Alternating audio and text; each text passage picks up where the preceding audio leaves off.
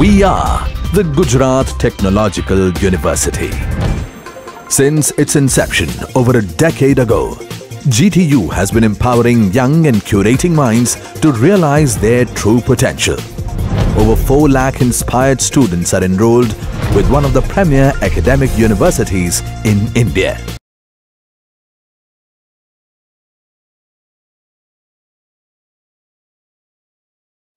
In this video, we will learn about the development of surfaces of a cylinder. In the data, this figure is already given. So, 540 indicates the diameter. That's why we can identify that this one is a cylinder. Now, before starting this problem, first we have to draw one XY line. After drawing this XY line, we know that the top view of the cylinder का top view जो है वो circular रहेगा. तो XY line के नीचे हमें cylinder का टॉप व्यू बनाना है और XY लाइन के ऊपर इसका फ्रंट व्यू. तो सबसे पहले हम XY लाइन के नीचे सिलेंडर का टॉप व्यू बनाएंगे. सिलेंडर का टॉप व्यू बनाने के लिए सबसे पहले एक vertical and horizontal centre line बनानी है. उसका इंटरसेक्टिंग पॉइंट है वो हमारा सर्कल का सेंटर पॉइंट होगा. जैसे कि यहाँ पर डायमीटर दिया गया है 40 mm, सो हमें 20 mm रेडियस देके O एज अ सेंटर रखना है और पूरा एक सर्कल बनाना है. इस तरह से सर्कल बनाने के बाद हमारा अगला स्टेप है कि ये सर्कल को 8, 12 या फिर 6 पार्ट में डिवाइड करें. तो अभी हम ये सर्कल को 8 पार्ट्स में डिवाइड करेंगे. 8 पार्ट्स में डिवाइड करने के लिए आपको 45 डिग्री पे भी आप पार्ट बना सकते हैं और दूसरी मेथड है जो भी आपने रेडियस लेके सर्कल बनाया है उतनी आर्क ले और दोनों पॉइंट्स के ऊपर से इस तरह से आर्क बना दें.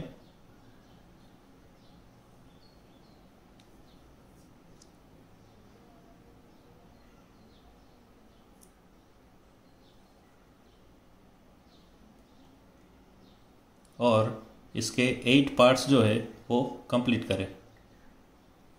ये 2 पॉइंट मिल जाए उसके बाद इसके 8 पार्ट्स कंप्लीट करने के लिए कुछ इस तरह से हम करेंगे.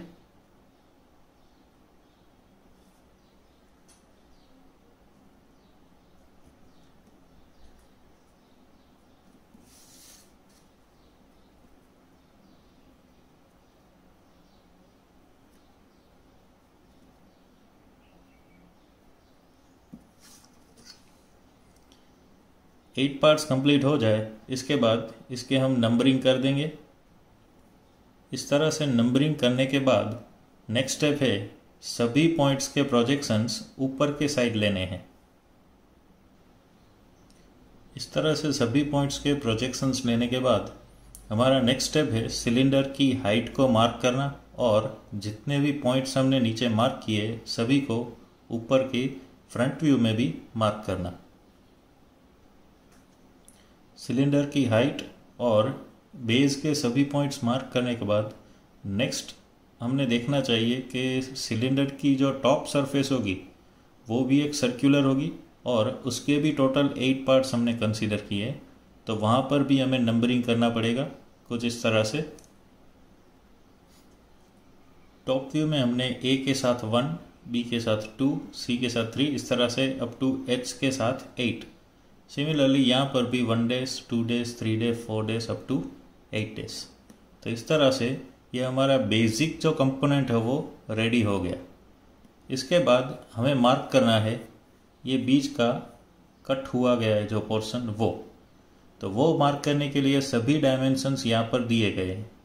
तो उसके लिए सबसे पहले हमें ये 30 mm की लाइन ड्रॉ करनी है. ये 30 mm की लाइन ड्रॉ करके उसके बाद ये दोनों डिस्टेंसेस हम मार्क करेंगे. यहाँ पर ये जो बीच में लाइन बनाई है वो है जो 30 mm टॉप सरफेस है लाइन वो हॉरिजॉन्टल लाइन बना दी.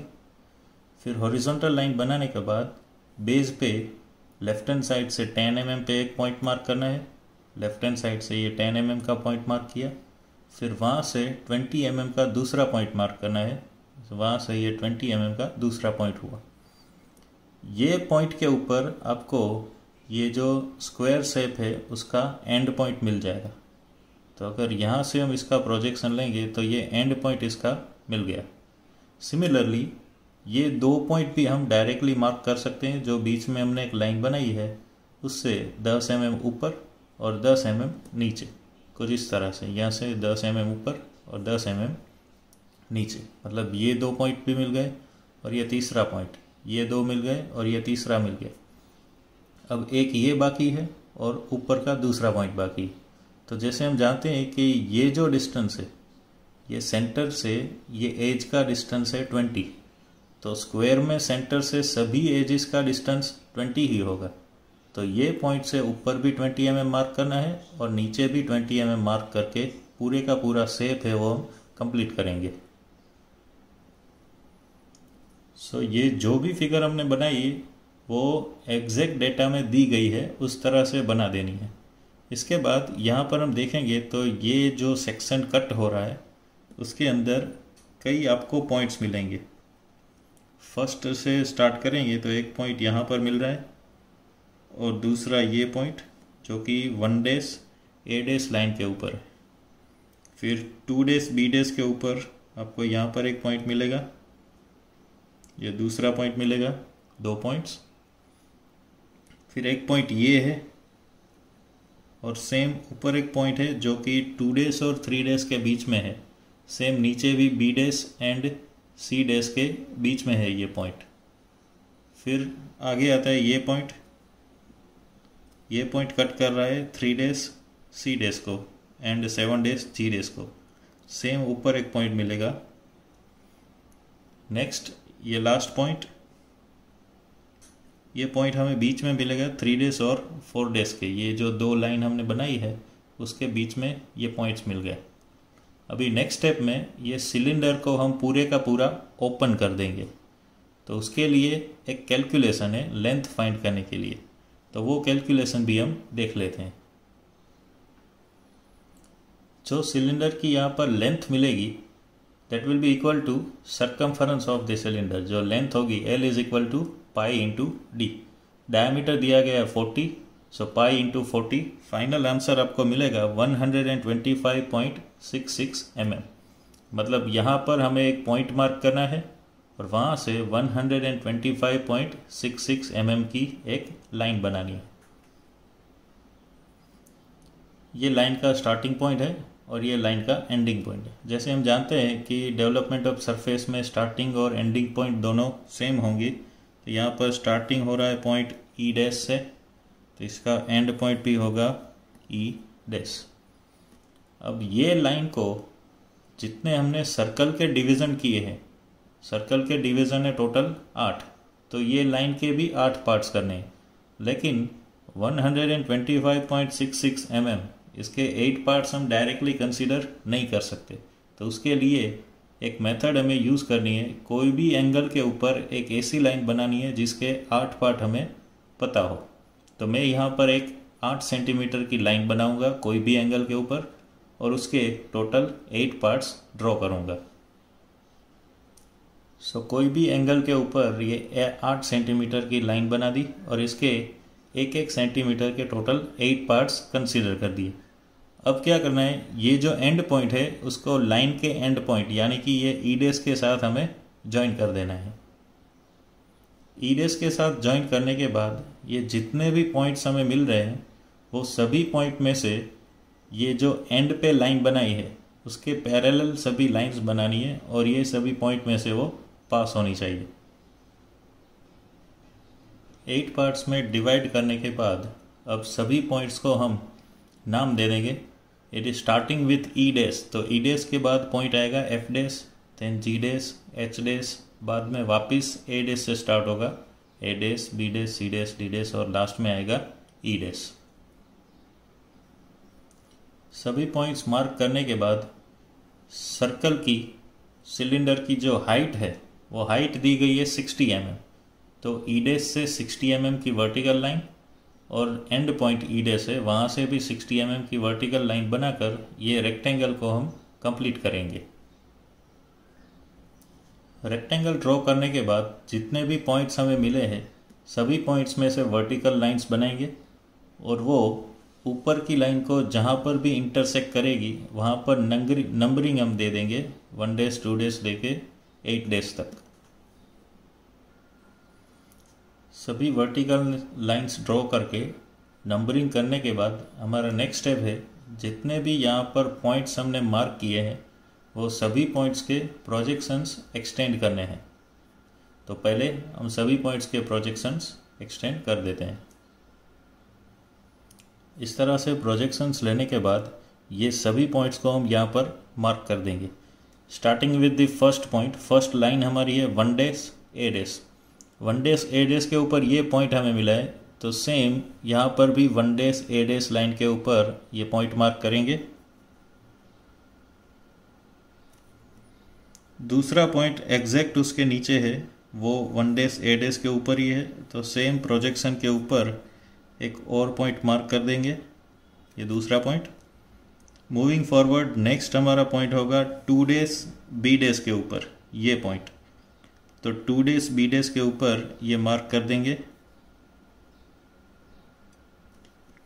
Same point 8 days H days के ऊपर भी होगा, सेम पॉइंट, तो उसको 8 days H days के ऊपर मार्क कर देंगे। उसके एग्जैक्ट नीचे एक दूसरा पॉइंट है, तो वो 2 days B days के ऊपर भी होगा और 8 days H days के ऊपर भी होगा, तो 8 days H days के ऊपर ये मार्क कर देंगे। उसके बाद 2 days B days के ऊपर भी मार्क कर देंगे। ये दोनों पॉइंट है वो किसी लाइन के ऊपर नहीं है, 2 days और 3 days के बीच में, तो वो बाद में हम मार्क करेंगे। पहले जो भी लाइंस के ऊपर है वो मार्क कर देते हैं। तो 3 days C days के ऊपर ये 2 पॉइंट है, तो वो मार्क कर देते हैं 3 days C days के ऊपर।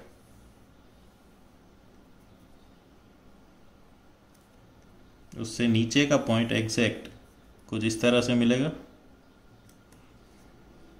सेम लाइन के ऊपर 7 days G days भी है, तो ये 2 पॉइंट वो लाइन के ऊपर भी आएंगे, तो 7 days G days के ऊपर भी ये 2 पॉइंट्स मार्क कर देंगे हम। अब बाकी रह गए लास्ट पॉइंट, तो ये लास्ट पॉइंट भी 3 days और 4 days के बीच में है, तो वो अलग मेथड से हमें करना पड़ेगा। मतलब ऑलमोस्ट सभी पॉइंट्स अब मार्क कर दिए हमने। ये 3 पॉइंट्स बाकी है, ये 1 2 और 3, ये तीनों हैं जो बीच में आ रहे हैं। तो सबसे पहले इसके प्रोजेक्शंस नीचे की साइड हमें लेने पड़ेंगे। दोनों पॉइंट्स के सभी पॉइंट्स के प्रोजेक्शंस नीचे की साइड एक्सटेंड करने के बाद अभी हमें देखना है कि ये जो फर्स्ट पॉइंट है वो 2 days 3 days और 8 days 7 days ये दोनों के बीच में आ रहा है। तो ये पॉइंट के प्रोजेक्शंस हम नीचे देखेंगे, तो यहाँ पर 2 days और 3 days के बीच में ये पॉइंट आ रहा है। तो राउंडर का यूज़ करके हमें ये डिस्टेंस मार्क करना है कुछ इस तरह से।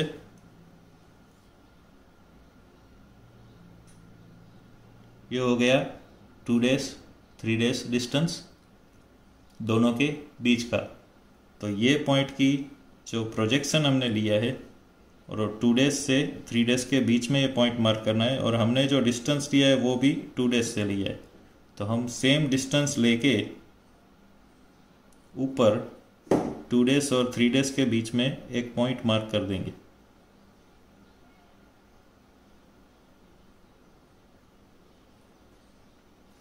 तो ये हो गया हमारा पॉइंट। अब सेम नीचे की साइड हम देखेंगे। ओके, ये 2 days और 3 days के बीच में एक पॉइंट ये है और दूसरा ये पॉइंट है, तो दोनों का डिस्टेंस सेम ही होगा। तो ये पॉइंट के ऊपर भी हम प्रोजेक्शन मार्क कर देते हैं सेम डिस्टेंस के साथ।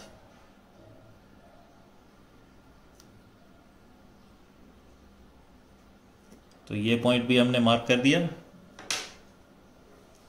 पहले ये मार्क किया था और उसके बाद ये पॉइंट, ये 2 पॉइंट मिल गए। अब सेम वही लाइन के ऊपर 7 डेज और 8 डेज के बीच में भी है यहाँ से, तो वही करना है। 8 डेज से लेकर ये डिस्टेंस लेना है जहाँ पर भी ये कट हो रहा है, और सेम यहाँ पर भी हमें मार्क करना है, कहाँ 8 और 7 के बीच में, तो वो भी हम मार्क कर देंगे।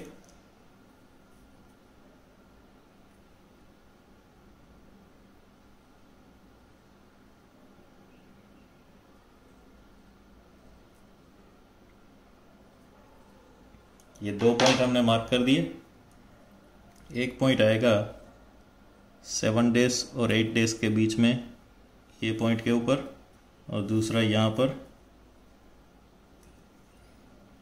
अब ये हो गए। इसके बाद अब एक ही पॉइंट बाकी है, वो है 3 डेज और 4 डेज के जो बीच में है वो, तो वो पॉइंट भी हम मार्क कर देते हैं।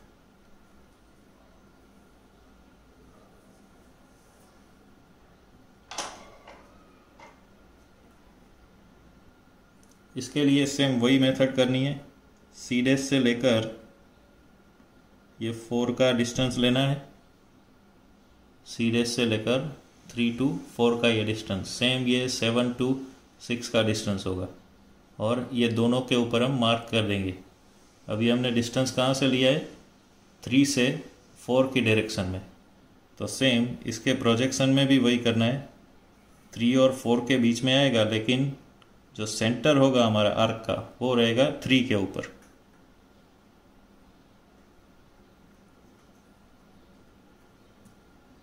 कुछ इस तरह से। और ऊपर जो हमने मार्क किया था वो है 6 और 7 का, तो जहाँ पर हमने सेंटर लिया है 7, तो ऊपर भी सेम वही करेंगे हम। 7 को सेंटर रख के एक आर्क बना देंगे, तो हमें ये 2 पॉइंट भी मिल गए।